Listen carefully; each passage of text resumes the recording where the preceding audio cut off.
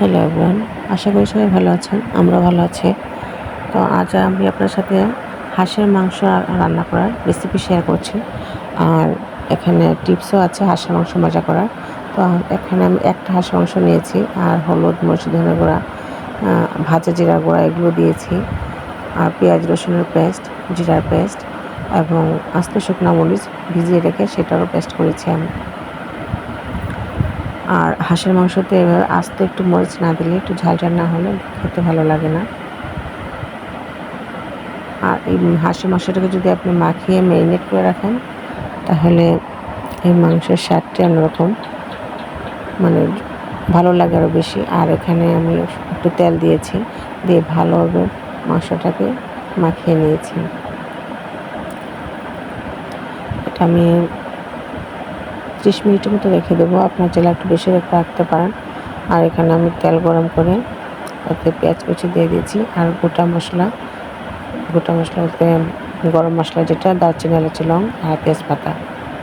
এখানে আমি গুঁড়া যে মশলাটা আছে, গরম মশলা, সেটা আমি এখানে অ্যাড করবো। তাই এখানে অল্প পরিমাণে গোটা মশলা ইউজ করেছি। আর এখানে আমি হাঁসের মশলা ম্যারিনেট করা, সেটা আমি এখানে দিয়ে ভালোভাবে এটাকে কষিয়ে নেব। আসলে মাংসটা যত বেশি কষাবেন তত বেশি ভালো লাগবে। মাংসটা কষিয়ে এলে আর এখানে আমি শুকনো মরিচের যে পেস্টটা সেটা কষানোর মাঝখানে দিলাম এবং এটা মাঝে দিলে কালারটাও সুন্দর আসে, খেতেও ভালো লাগে। আর আগে তো মরিচের গুঁড়া দিয়েছি মিনিটের সময়।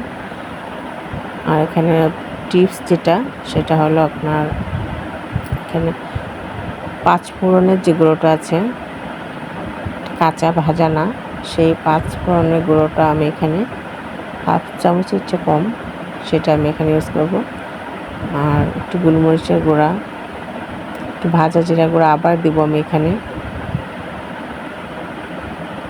এই দুইটা জিনিস আপনি যদি এখানে অ্যাড করেন, গোলমরিচ এবং 5 ফোড়নের গুঁড়োটা, তাহলে হাঁসের যে একটা গন্ধ সেটাও থাকবে না, খেতেও দারুণ লাগে।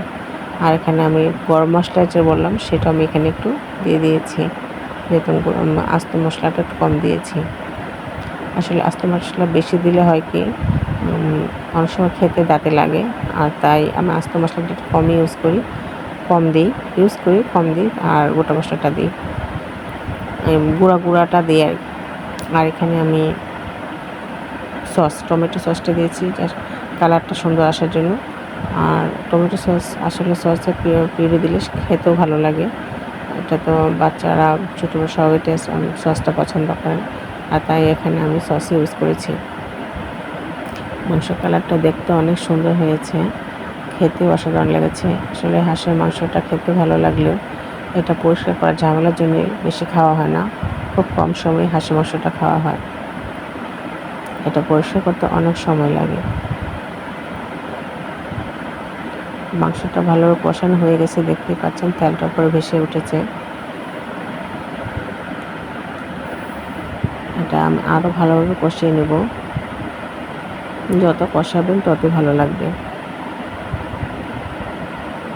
আর এই মাংসতে আমি ঠান্ডা পানি ইউজ করব না, গরম পানি ইউজ করব। আর মাংসতে ঠান্ডা পানি না দিয়ে গরম পানিটা দিলে হয় কি, মাংসটা সফট থাকে, সহজেই গলে যায়, মানে নরম থাকে, শক্ত হয়ে যায় না। ঠান্ডা পানিটা দিলে হয় কি, মাংসটা শক্ত হয়ে যায়। আমরা তো ম্যাক্সিমাম সব ফ্রিজে রেখেই মাংসটা পরে রান্না করি। কারেন্টলি মাংসটা খুব কমই রান্না করা হয়। মাংসটা সিদ্ধ হতে যতটুকু পানি দরকার আমি ঠিক ততটুকু পানি এখানে অ্যাড করেছি। আর অবশেষে দিয়ে দিয়েছি কাঁচামরিচটা আমি আস্তে দিয়েছি, এখানে কোনো কাঁচামরিচটা খালি করে দেয়নি, টেস্ট ফ্লেভারের জন্য দিয়েছি। মাংসের কালারটা অনেক সুন্দর হয়েছে। আর এই হাঁসের মাংসটা রুটি দিয়ে খেতেই ভালো লাগে।